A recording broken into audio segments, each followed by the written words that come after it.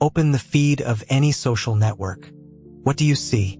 Flawless smiles against exotic landscapes. Perfect breakfasts arranged with artistic precision. Toned bodies in the gym. Smart quotes against the backdrop of business centers. We live in an era of polished facades and carefully edited lives. We are surrounded on all sides by the cult of perfection. From childhood, we are told, you must be better, faster, smarter. You must strive for perfection. Get only the highest grades. Get into the best university. Find a prestigious job. Build a perfect relationship. Raise impeccable children. We are sold the idea that there is some best version of ourselves. And our main task is to get to it, cutting off everything superfluous, everything inconvenient, everything imperfect. And we believe. We enter this endless race where the finish line is constantly moving. We become eternal students in the school of perfection, afraid of getting a bad grade. Is this feeling familiar to you? This quiet but constant tension. The fear of making a mistake at work. The fear of appearing foolish in company. The anxiety that your life doesn't look like the beautiful pictures you see on the internet. We begin to walk on tiptoe through our own lives, afraid to leave an ugly mark, to say the wrong word, to take a wrong step. We spend a colossal amount of energy not on living, but on appearing. We build a shining showcase of our personality, displaying only the most beautiful exhibits. Our achievements, our successes, our strengths, and everything else, our fears, our weaknesses, our failures, our quirks. We hide in a dark, dusty warehouse, hoping that no one will ever look in there.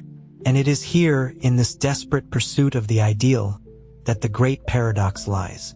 The more we strive for perfection, the weaker and more fragile we become. Imagine a perfectly smooth glass sculpture.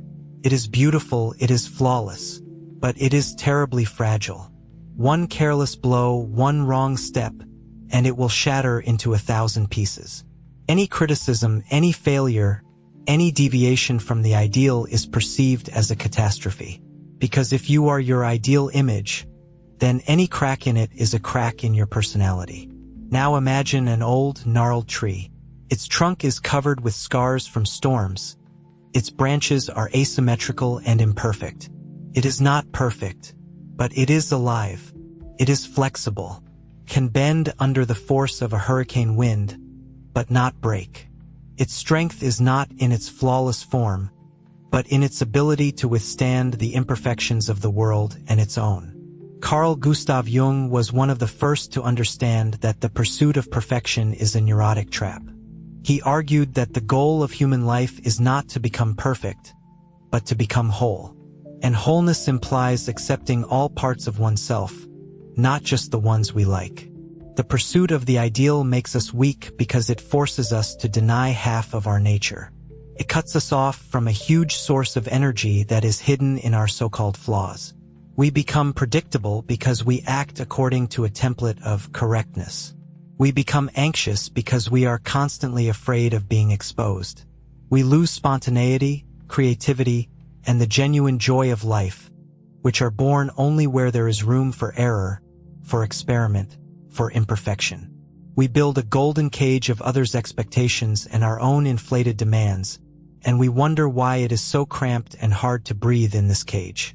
But what if we have been looking for strength in the wrong place? What if our biggest fear is our main resource? What if everything we so carefully hide from the world is actually the source of our true, indestructible power? To understand this, we need to gather our courage and look into that very dark room, that very dusty warehouse of our soul, where we were so afraid to enter. We need to get acquainted with our shadow. So, we stand on the threshold of this dark warehouse, this dusty storeroom of our soul. We are afraid to open the door because we are sure that monsters are hiding there in the dark. Carl Jung called this repository our shadow. And the first thing we need to understand is that the shadow is not some absolute evil. It is not the devil sitting inside us. Jung was categorically against such a simplification. The shadow is rather an exiled, unrecognized, orphaned part of our own personality. It is all those qualities, feelings, and impulses that we once considered bad, inappropriate, or unworthy, and which we decided to abandon in order to fit into society and be liked by others. It all begins in early childhood. A child is a whole and spontaneous being. He gets angry when he doesn't like something. He shouts when he is happy. He is selfish when he wants a toy. But then he encounters the reaction of the adult world. Good girls don't get angry. Boys don't cry. Don't be selfish, share.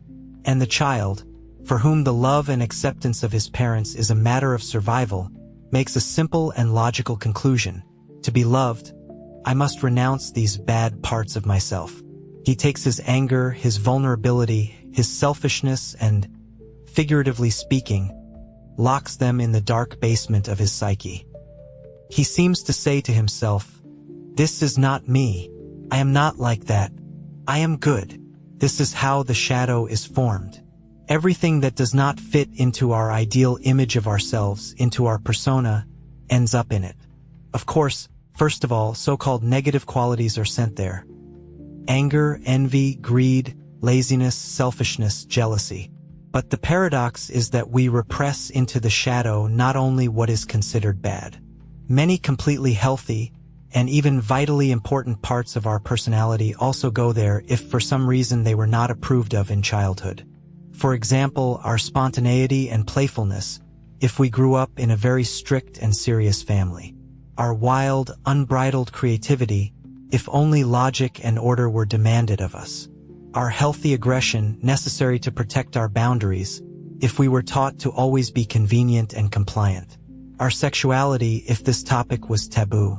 Thus, the shadow is not just a dumping ground for flaws. It is a whole lost continent of our personality. And we spend a huge amount of energy to keep the door to this basement closed. But here is the main problem. Suppressing the shadow is like trying to hold a large inflatable ball underwater. You can apply titanic efforts and for a while you will succeed. But sooner or later your grip will weaken, and the ball will burst to the surface with great force, splashing everyone. The shadow that we ignore does not disappear. It simply goes underground and from there begins to secretly control our lives. How does this happen?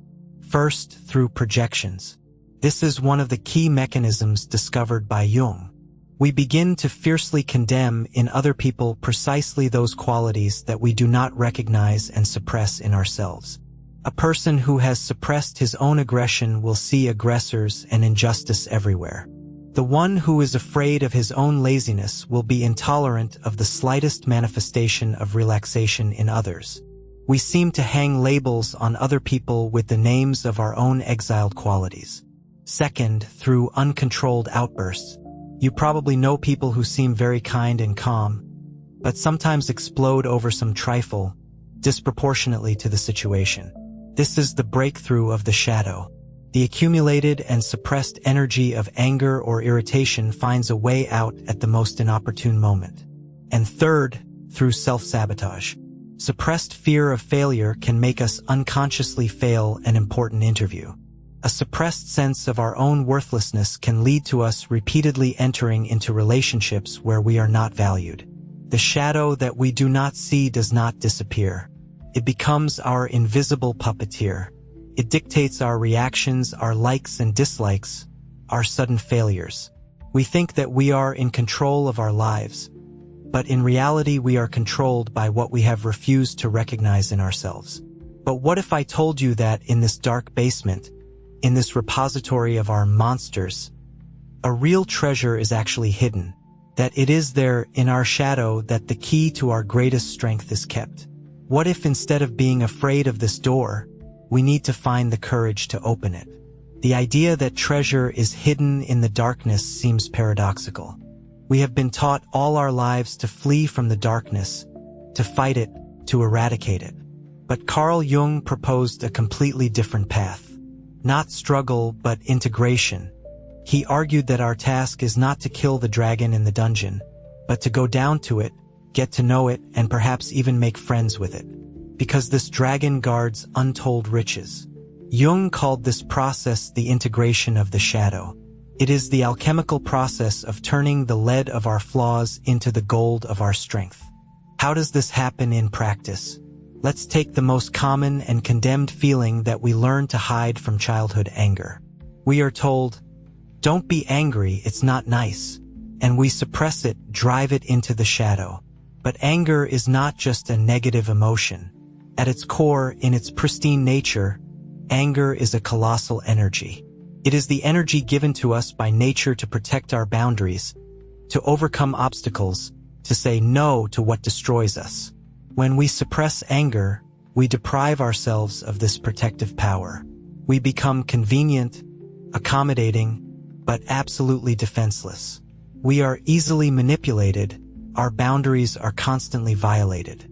Suppressed anger turns into passive aggression, into touchiness, into cynicism, or what is worse, is directed inward, causing psychosomatic illnesses. To integrate the shadow of anger does not mean to start yelling at everyone. It means first to admit, yes, I am angry. I have the right to this feeling. And second, to learn to use this energy constructively. Instead of exploding or silently accumulating resentment, you learn to say calmly and firmly, "This is not suitable for me. You cannot treat me this way." The energy of anger, realized and directed, turns into your personal strength, into your ability to stand up for yourself. The dragon of anger becomes your protector. Or let's take fear. We despise fear, consider it a sign of weakness. We hide it, pretending that we are brave and not afraid of anything. But fear is the oldest survival mechanism. It is given to us to warn of danger. A person completely devoid of fear is not a hero, but a madman who will cross the road with his eyes closed. Suppressed fear does not go away. It turns into a background, chronic anxiety that poisons our lives. It makes us avoid any risks, any new opportunities, locking us in a tiny comfort zone. To integrate the shadow of fear does not mean to stop being afraid. It means learning to look your fear in the eye. To admit, yes, I am afraid to start this project. I am afraid to go on this date. And then ask yourself, what is this fear warning me about? What real danger is it talking about? Conscious fear turns from a paralyzing terror into a wise caution. It becomes your inner advisor who helps you prepare, calculate the risks, but not refuse to move forward. And what about such a flaw as vulnerability? We are taught to be strong, impenetrable, to keep everything under control. We are afraid to show our weakness, our need for help, our pain. But what is vulnerability really? It is our ability to feel. It is our openness to the world.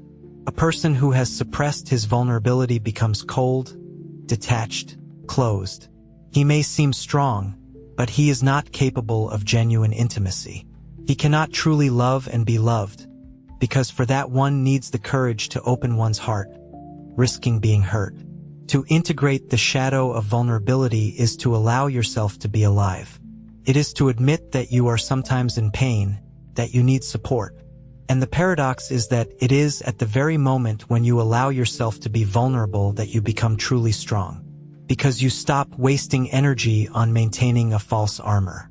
Your sincerity and openness create a space of trust around you. Your vulnerability becomes a bridge to the hearts of other people. It turns into your ability for deep empathy and genuine love. This principle works with all parts of our shadow. In our laziness lies the need for rest and the ability not to fuss. In our envy, an indicator of our unrealized desires. In our sadness, the ability for deep experiences and compassion. Gold is always found in the darkest ore. Your task is not to discard this ore, but to learn to smelt it through awareness, through acceptance, through honest dialogue with yourself. When you stop fighting with yourself, you gain all the energy that was spent on this meaningless internal war. And this energy becomes yours. You become whole. And this wholeness is the real, indestructible strength. When a person finds the courage to descend into the dungeon of their own soul and integrate their shadow, a profound transformation occurs. It's not just a change in behavior, it's a shift at the very core of their being. which is reflected in all areas of their life. They acquire authenticity, and this authenticity becomes their new, indestructible strength. How does this manifest in the external world? First, the attitude towards criticism and the opinions of others changes radically. Previously, when you lived in the paradigm of perfection, any critical remark was perceived as a threat. If someone pointed out your mistake, it felt as if they had exposed your entire deception, torn off your mask, and shown your worthlessness to the world. Every disapproval was a small death. When you accept your imperfections, criticism loses its poisonous power. You already know that you are not perfect. You have already honestly looked at your weaknesses and mistakes yourself. And when someone points them out to you, it is no longer a shock or an exposure. You can calmly listen to the criticism, separate the constructive grain from the emotional husk, and say, "Yes, you're right. I really wasn't at my best here. Thank you for pointing that out." Your self-esteem ceases to be a roller coaster that soars with praise and collapses with condemnation. It becomes a deep, calm lake. Praise can create a light ripple on its surface. Criticism can throw a stone that will create circles. But none of this can stir it to the very bottom anymore, because your value no longer depends on external assessments. It is based on your inner knowledge of yourself whole, diverse, alive. Second, you acquire true charisma.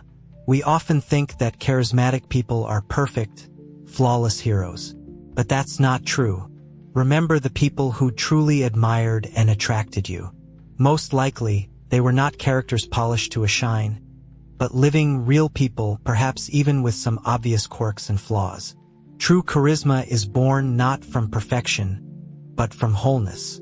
When a person is not afraid to be himself, when he does not waste energy trying to seem like someone else, he begins to radiate a special energy, the energy of authenticity. It becomes easy to breathe in his presence. We intuitively feel that this person can be trusted because he is not playing a role. He is honest with himself, which means he will most likely be honest with us. Such a person is not afraid to seem ridiculous, not afraid to admit that he does not know something, not afraid to be vulnerable. And it is this courage to be imperfect that makes him incredibly strong and attractive. Next to him, we also get tacit permission to be ourselves, to take off our masks. And this is the greatest gift that one person can give to another. Third, the quality of your relationships changes dramatically. As long as you live in fear of your shadow, you unconsciously seek in a partner either someone who will reflect your ideal qualities, or someone on whom you can project all your flaws. Relationships become a field for games, manipulations, and projections. When you accept your shadow, you no longer need your partner to be your perfect mirror or scapegoat. You can finally see him as a separate, real person, with his own light and his own shadow. You allow him to be imperfect because you have allowed it for yourself.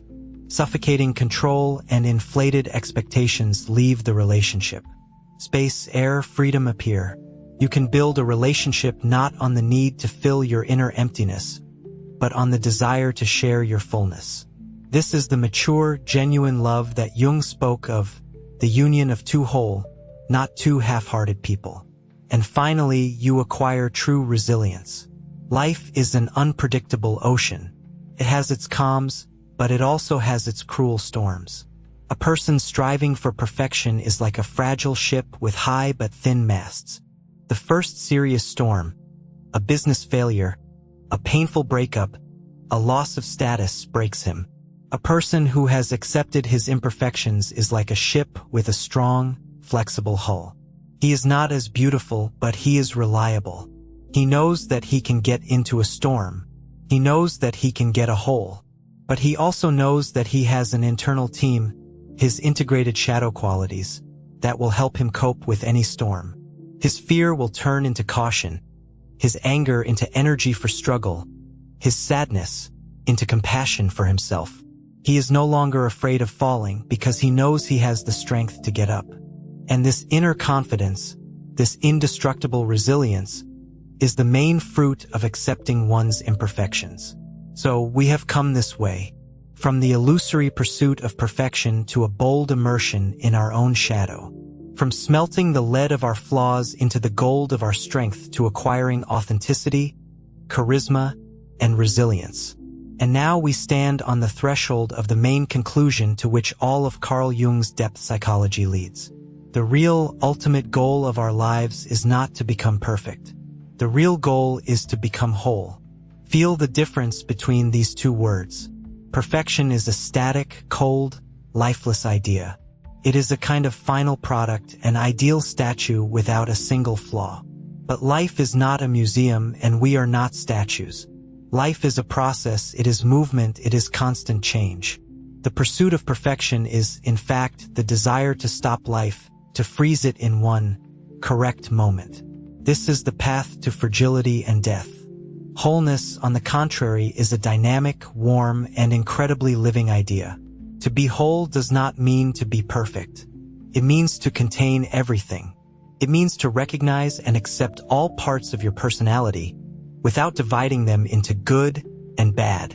Imagine a circle symbolizing your personality. This circle has everything. Your light and your shadow, your strength and your weakness, your joy and your pain, your success and your failures. The path of perfection is an attempt to cut off and throw away half of this circle, leaving only the light part. But as a result, you get not a perfect circle, but a crippled semicircle, which is constantly in tension, afraid that its dark half will return. The path of wholeness is the courage to embrace your entire circle. It is the recognition that your shadow is not your enemy, but your integral part. Moreover, it is precisely what gives your light volume, depth, and meaning. There is no light without shadow, just as there is no day without night. They are not enemies, they are partners in the dance of life. To become whole is to allow these opposites to coexist within you. It means to be simultaneously strong and vulnerable, wise and capable of childish foolishness, kind and able to fiercely defend your boundaries. It means to stop being a flat, one-dimensional character and become a complex, multifaceted, living person. This wholeness is what Jung called the self. It is the union of the conscious and the unconscious, the masculine and the feminine, the light and the shadow within one personality. And it is at this point, at the point of gaining wholeness, that true, indestructible strength is born. This is a strength that does not depend on external circumstances. You can be fired from your job, but it will not destroy your value. You can fail in a project, but it will not make you a failure. Because you are not your job, not your achievements, not your social role. You are this whole circle. You are wholeness. Stop fighting with yourself. Stop trying to amputate the parts of your soul that seem ugly to you.